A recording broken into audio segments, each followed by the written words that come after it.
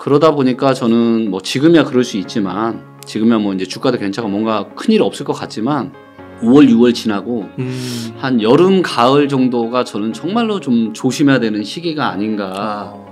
위로 올라간다는 얘기 전세가가 올라간다. 그러면 우리가 뭔가 시장에 변화가 있다라고 가늠해 볼 수 있는데 지금 절대로 대세 상승장의 이 시작이 될 수 없는 가장 큰 이유가 뭐냐. 안녕하세요.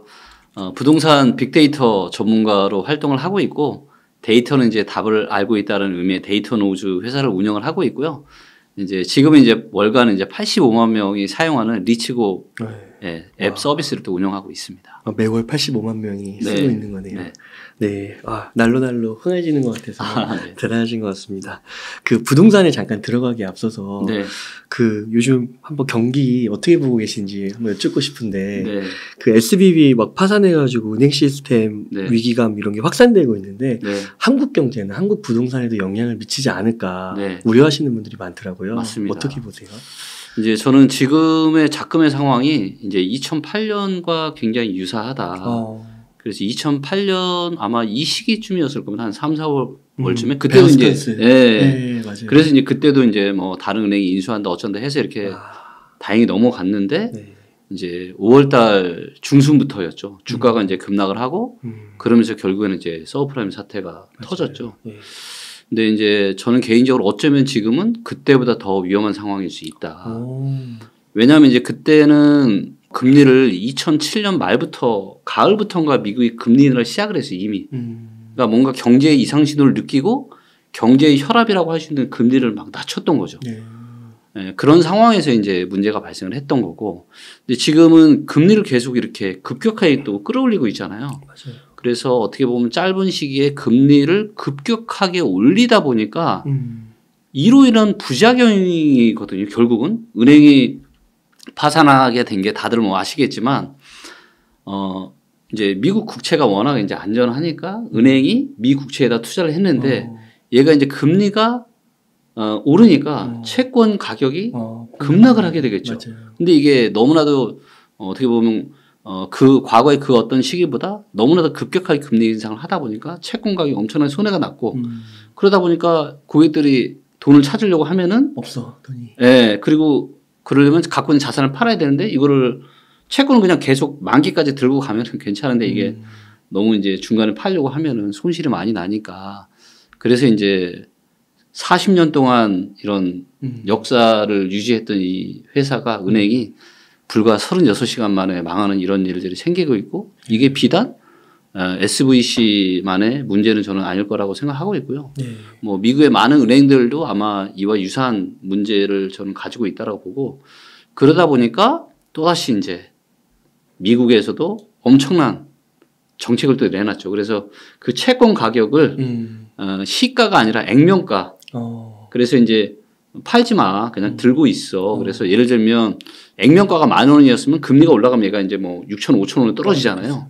근데 이거를 가지고 대출을 해주는데 지금 가격이 지금 5,000원인데 5,000원 가치로 대출을 해주는 게 아니라 10,000원 대출을 해준다라고 하는 거예요. 그러니까 이거는 이게 지금 21세기 자본주의 사회에서 이게 말이 되는 일인가. 말이 안 되는 이런 일을 미국에서 긴급하게 지금 한 거죠.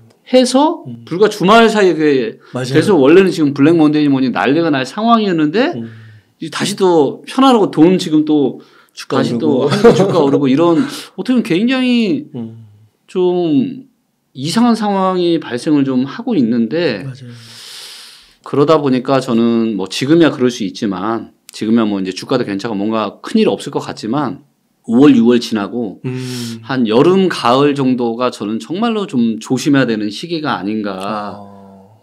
저는 개인적으로 그렇게 생각하고 있어요. 그러니까 이게 막는데도 한계가 있는 건가요? 그렇죠. 2008년처럼 막는데 좀 한계가 있지 않을까. 우리가 막상 우리 삶을 생각을 해봐도 지금 이렇게 금리가 계속 이렇게 올라가고 물가가 지금 진정이 안 되고 있는 이런 상황들이잖아요. 그러니까 이제 우리 호주머니 사정이 계속 안 좋고 금리 인상으로 인한 이런 여파들이 우리 개인들의 삶이나 부동산 관련한 기업들이나 또 많은 기업들에 안 좋은 영향을 미칠 거거든요. 그래서 이런 것들이 계속 쌓이고 쌓여서 언젠가는 터질 수 있는 가능성이 이게 좀 높지 않을까라고 보고 있고 그래서 뭐 한 5, 6월에서 7, 8월 정도를 저는 개인적으로 굉장히 뭔가 트리거가 될 수 있는 시기가 되지 않을까. 그리고 그 시기에 이제 환율이나 뭐 주가의 움직임을 보면은 대략 어느 정도 견적이 좀 나오지 않을까 싶습니다. 또 그렇게 미국이 힘들어지면 한국은 또 링크돼 있으니까 더 힘들겠죠. 더 힘든 거고. 그럼 부동산도 당연히 힘들어지는 거예요. 네, 한 번 더 큰 또 하락이 나타날 수도 있죠.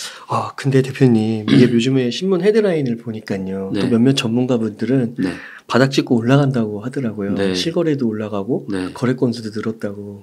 좀 한번 어떻게 봐주시면 좋겠습니다. 네, 맞습니다. 이제 지금 일부 단지들에 따라서는 그런 일들이 벌어지고 있고요. 지금 요 화면 같은 경우는 이제 최저가를 보여주는 거예요. 그래서 요즘 이제 거래량이 조금 늘었다라고는 하지만 그래도 역사적으로 봤을 땐 거래량이 정말 작거든요. 그러니까 그냥 실거래가만 봐서는 의미가 없고 결국에는 우리가 이제 이 호가 데이터를 좀 봐야 됩니다. 그래서 최저 호가의 움직임이 어떻게 변하고 있는지를 최근 3개월의 증감률을 가지고 여기서 이제 퍼센티지로 보여주는 거예요. 근데 이제 보시면 여전히 반포 쪽은 이제 마이너스죠. 근데 요게 잠실 쪽으로 하잖아요. 어떻죠? 플러스네요. 네, 플러스입니다. 자, 제가 연식을 없애고 일단 1000세대 이상짜리만 제가 보는 걸로 세팅을 제가 좀 했고요.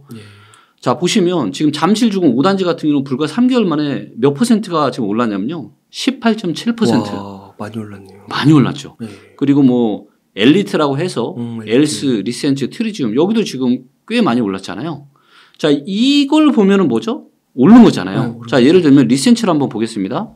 지금 이제 매매가의 최저가 변화를 보면은 원래 이제 작년 12월 중순부터 올해 2월 초까지는 최저가가 18억 3천이었어요.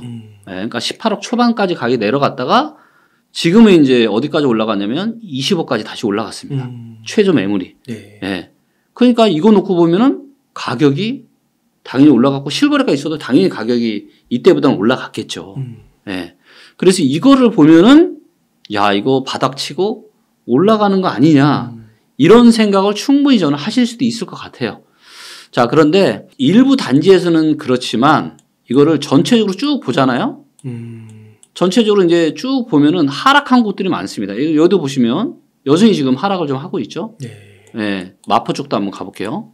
마포 쪽 같은 경우도 뭐 이제 오른 곳도 있고 떨어진 곳들도 있고. 떨어진 게 더 많네요. 떨어진 게 더 많은데 뭐 예를 들면 이제 마포 프레스티지 자이가 여기가 좀 단지가 좀 큰 것 같은데 여기를 클릭을 해보면 여기도 아마 최저가가 지금 올랐을 거예요. 여기는 최저가가 안 올랐네요. 자, 이제 보시면 여기는 이제 뭐 12월 달 작년 12월 달 최저가가 이제 13억 9천이었는데 지금은 더 떨어졌네요. 12억 5천. 12억 5천까지. 그러니까 이게 아파트 단지별로 이게 너무 다르다라는 거죠.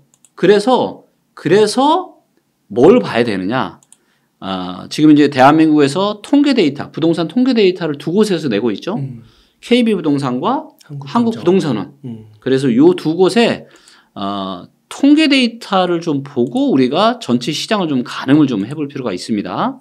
그래서 이 지역에 데이터를 시군구 단위로 좀 더 디테일하게 시도가 아니라 그러면 이제 2023년 1월 달 지금 1월 달에 이제 정부가 이제 1월 3일 대책을 펴내면서부터 이제 지금 흐름이 좀 바뀌기 시작을 했는데 자, 요 데이터는 이제 KB 부동산 지수 통계 데이터고요. 그리고 이제 KB 부동산 이 지수 통계에도 또 실거래가가 또 반영이 됩니다. 그래서 요 데이터를 보시면 지금 요 십자선이 여기 있거든요. 여기 왼쪽으로 가면은 매매가가 떨어지고 밑으로 가면 전세가가 떨어지는 거예요. 즉 매매가랑 전세가는 지금 다 떨어지고 있어요. 전부 다 떨어지고 있습니다. 그러니까 일부 단지에서는 상승을 하는 특히 이제 잠실 쪽 같은 경우는 너무 이제 다른 쪽보다 더 많이 떨어졌었거든요. 그러다 보니까 지금 어떻게 보면 지금 단기 반등이 살짝 나온 건데 통계 데이터로 봤을 때 여전히 지금 하락을 하고 있다. 그리고 이거를 전국으로 한번 보잖아요. 자, 전국에서 이 십자선에서 오른쪽으로 간 데가 있나요? 딱 한 군데 있죠. 논산시. 자, 여기 보시면 여기 이제 중감률이 있는데 논산시만 0.11% 상승했고 나머지는 다 하락했습니다. 그러니까 지금 모든 지역이 다 하락한다라는 거예요, 지금. 여전히 안산시, 단원구, 인천 연수구 이런 데 지금 다 떨어지고 있다, 지금. 전국의 거의 모든 곳이 다 떨어지고 있고요. 한국 부동산은 지수 데이터로 봐도 어때요? 다 떨어지고 있죠. 네. 아, 강남은 전세가가 엄청 떨어지네요. 네. 기울기가. 맞습니다. 전부 다 떨어지고 있고 요거를 이제 서울만 다시 좀 보면 다 떨어지고 있어요, 지금. 네. 모든 지역이 올라가는 지역이 단 하나도 없다. 물론 여기서도 보시면 조금 감소는 하고 있죠. 하락폭이. 하락폭이 감소는 하고 있지만 여전히 매매 전세가가 다 하락을 하고 있고 그리고 무엇보다 만약에 이 플라워 차트가 이렇게 위로 올라간다. 그러니까 매매가는 떨어지는데 위로 올라간다는 얘기 전세가가 올라간다. 그러면 우리가 뭔가 시장에 변화가 있다라고 가늠해 볼 수 있는데 지금 절대로 대세 상승장의 이 시작이 될 수 없는 가장 큰 이유가 뭐냐? 전세가가 빠지고 있다라는 거예요. 전세가가. 그리고 전세가가 빠지는 하는 매매가의 대세 상승은 있을 수 없다. 그런 일은 역사상 단 한 번도 없었습니다. 아, 그래요? 네.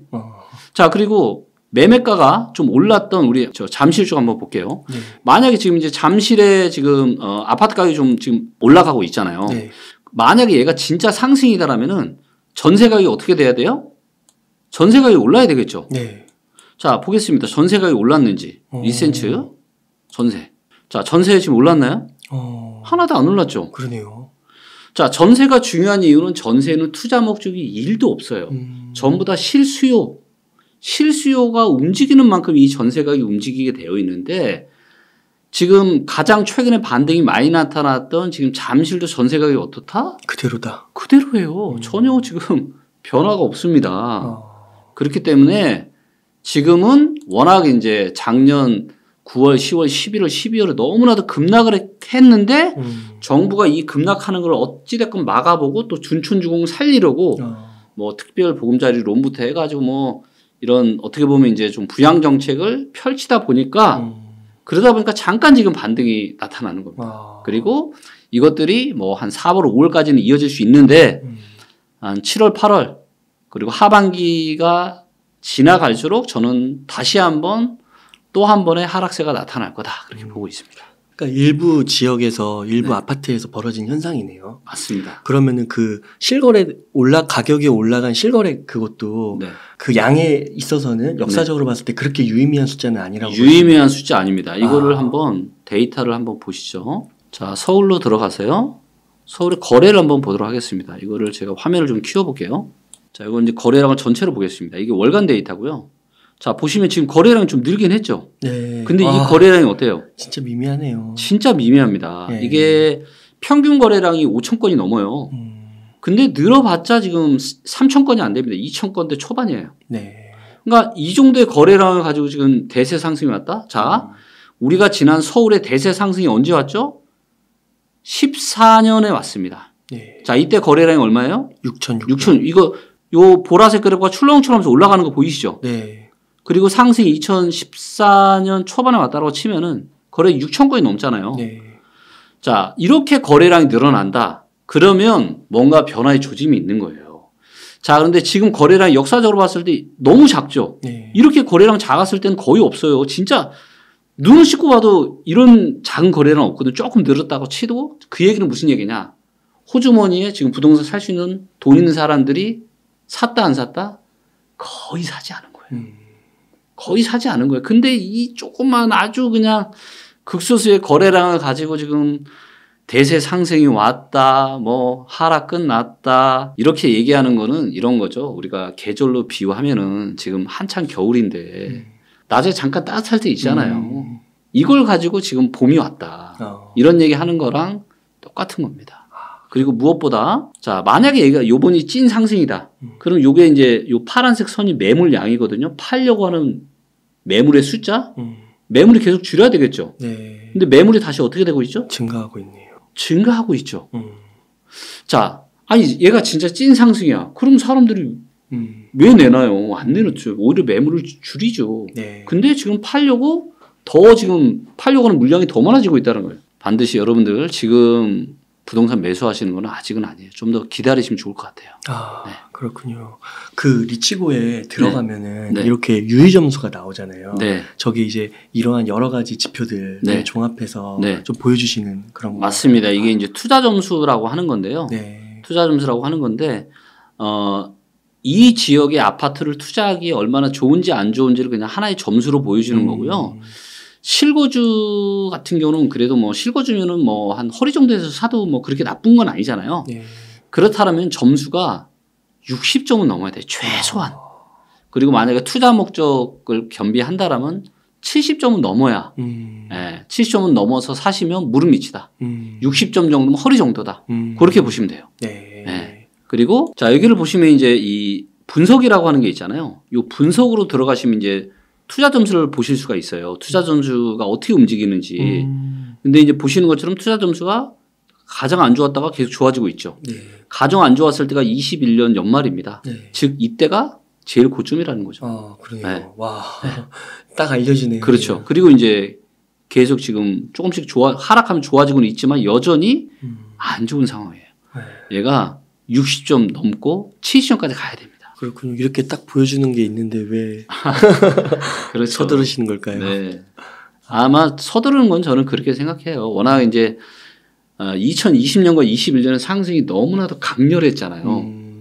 너무 강렬했잖아요. 이 강렬한 기억이 여전히 남아있는 거예요. 그래서 야, 이거 또 이러다가 또 그때처럼 그렇게 폭등해버리면 어떡하지? 라는 그런 마음 심리가 많이 있으시다 보니까 조금만 실거래가 좀 올라가는 이런 거래들이 나타나면 좀 안절부절 못 하시는 분들이 나타나는 것 같은데요. 네. 이런 대중들의 심리만 봐도 저는 아직 바닥은 멀었다. 지금 어디에 어떤 지역에 어떤 아파트를 투자하면 좋으실지를 쉽고 빠르고 정확하게 도와드리겠습니다. 23년 말이나 늦어도 24년 중순에는 내 집 마련을 할 수 있는 절호의 기회가 올 것이라고 판단이 됩니다. 평생 돈 걱정 없이 살고 싶지 않으신가요? 1,000만 원만 있어도, 돈이 아예 없어도 부동산 투자로 부자가 되실 수 있습니다.